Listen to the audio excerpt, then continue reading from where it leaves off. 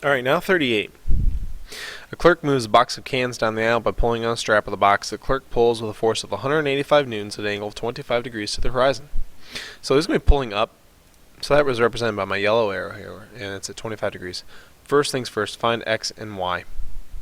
So we take our 185 and do sine and cosine, and the numbers come out to be, let me check. They come out to be 167, I think 0.7, and then up here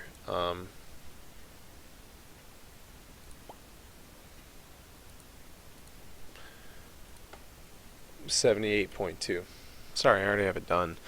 I'm just, referencing. So we get those broken down, then we have to start figuring out our vertical forces. And we're given that it is a 35 kilogram box, and that 35 kilograms is going to be, of course, part of your force of gravity pointing down.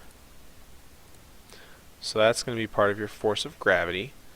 And 35 kilograms times g is going to give you 343, I believe.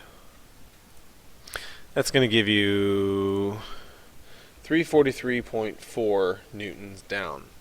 Now this is a case where you've got a small up arrow and one down arrow. Normal force is going to have to be up, and it's got to balance out. So this up arrow and this up arrow need to balance out this one down arrow. That leaves you with roughly 265 newtons upwards from normal force. They tell us that the coefficient of friction is 0.45. So if we take 0.45 times our normal force of 265, that gives us our friction force. Friction force back this way, that is equal to 119 newtons. So if you got 119 newtons this way, and you got 167.7 newtons that way, that tells you the overall force is around 48. That's your net force. Your net force is around 48. Now, granted, I'm doing a lot of rounding right here, so just, be aware of that. My net force is 48. My mass is 35. And of course, when you do Newton's second law, that's times A. And to solve then, there'll be an equal signs there. Visualize it with me. Or I could just type it. You could just divide by 35, and your acceleration comes out to 1.4 meters per square second. And that's 38. These problems break down anything that's at an angle, do the up, do the down, balance those out. Look and see, are you accelerating or are you at a constant velocity? If you're accelerating, you got to find how much is it lopsided by, and you'll use F equals ma to get the acceleration. Or vice versa, you'll use the acceleration given in the problem.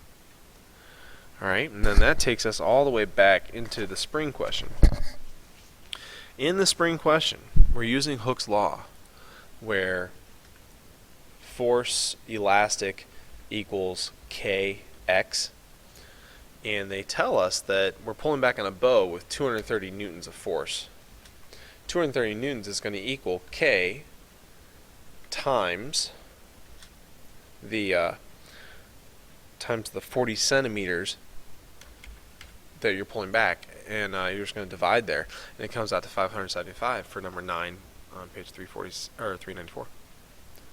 There you go.